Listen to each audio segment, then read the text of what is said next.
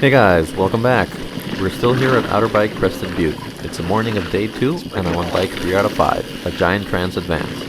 The Trance is Giant's do-it-all trail bike, with a very civilized 67-degree head angle, 150mm travel fork, and 140mm travel frame. It's a bike meant to do well while climbing, pedaling, and descending. Advanced just means it's a carbon frame version, but both frames have the same geometry. Nice, cleared the whole thing. This is a test ride I had really been looking forward to. My previous bike was a 2014 Giant Trance, which I loved and with which this channel started. Unfortunately, right off the start I was not feeling comfortable on this bike at all. Oh God, I do not like this bike.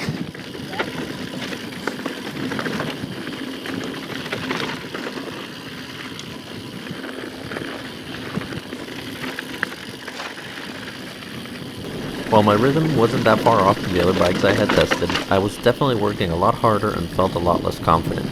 This bike was out to murder me if I stopped paying attention. I played with the tire pressure and slowed the rebound down a bit, but wasn't able to get it to where I wanted. The bike was feeling somehow oversprung and underdampened.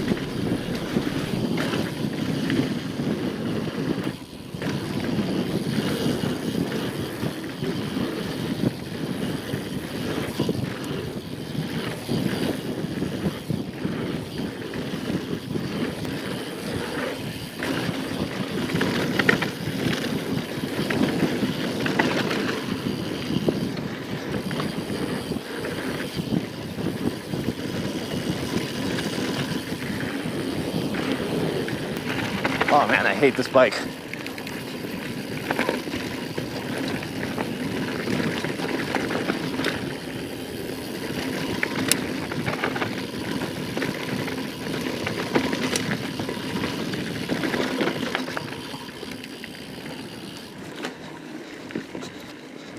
Well, I don't hate it, but I don't love it either. I've been riding so much good stuff in the last 2 days that this feels out of place.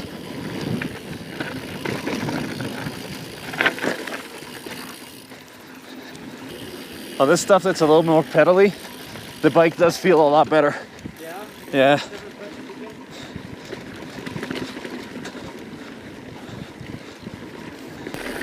After 2 runs, I went back to the Giant tent and had the pressure dropped in the fork. It's amazing what a difference of 10 psi can do. I had given the demo team my weight with pack and all, but they thought I wasn't counting the pack, so they added too much air.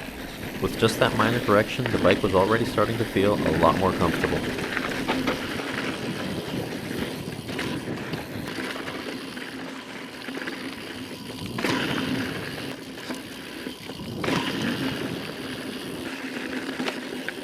Oh God, that feels so much better now. Different bike.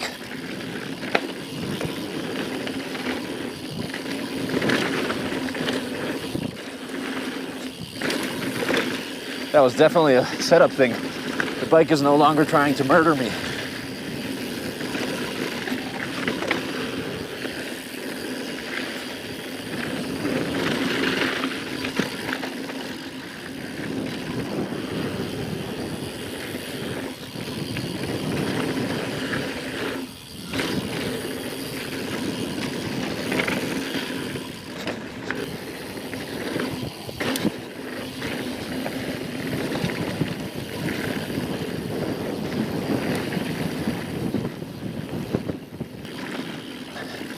So I came over to a blue, more trail kind of trail to test this in an environment that made more sense for it.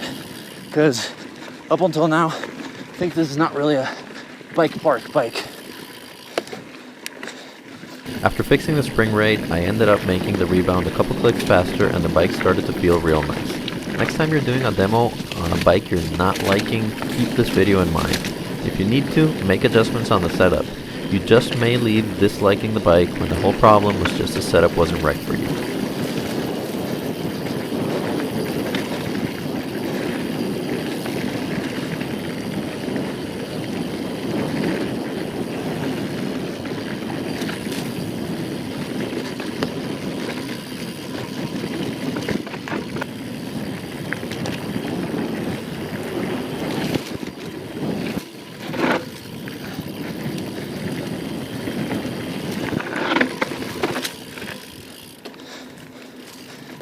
ended up feeling really comfortable on the Trance. It behaved very well on the trails, but didn't shine on the dedicated downhill bike park style trails.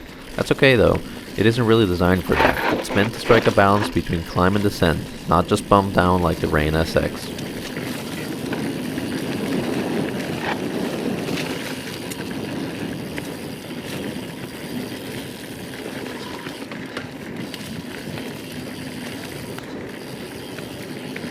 Definitely nice and scenic around here.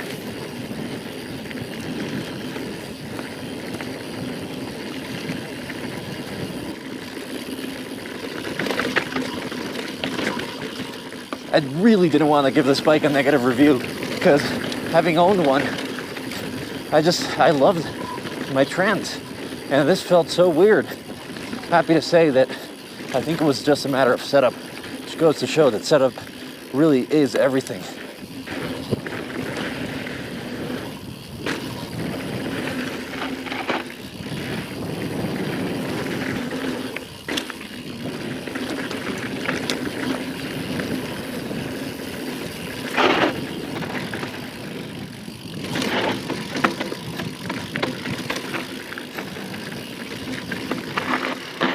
Nice and steep.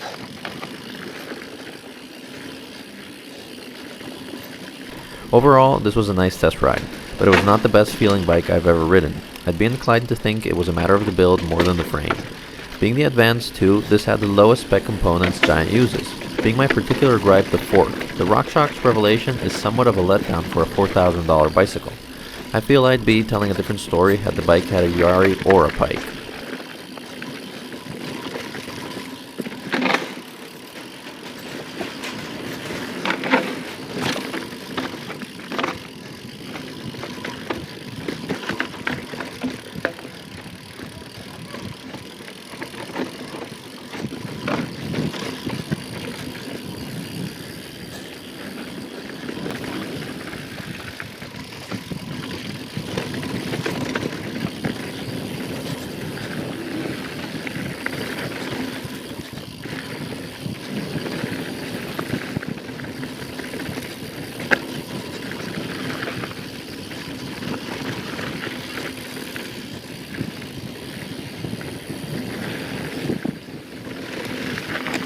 I didn't get to test it, but on paper I'd say either go for the Advanced one, which will dock you an extra 1,000, but you get a full, well-built carbon bike, or forget about carbon altogether and go for the non-Advanced Trance 2 and get the same build for about half the price.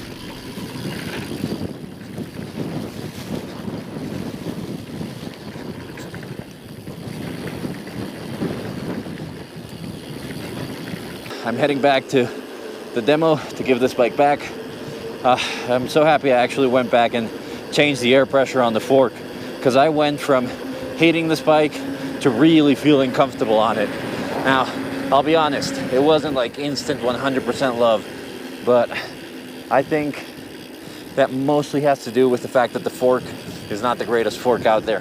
For some reason, it feels underdampened, and I played with the settings a little bit, but I guess just the damper that they use on the Revelation isn't all that good. So don't get me wrong, this is a great bike, but for $4,000, I would have easily traded the carbon wheels for a better fork. Well guys, that's it for me for today. Hope you had fun with this one. I will see you for the next one, and happy riding. Check out those views. This place is beautiful. I want to take a quick moment to say thanks to my buddy Diego from Go Live MTB for suggesting we come to Outerbike. He just released his first video about the event. If you speak Spanish or Spanglish, as I know many of us Floridians do, you may want to jump over to his channel and check out his video. It's focused not on reviews as mine, but on storytelling about Outerbike. You'll get a much better idea of what a day at the event is like. If you like content in Spanish, consider subscribing to his channel as well.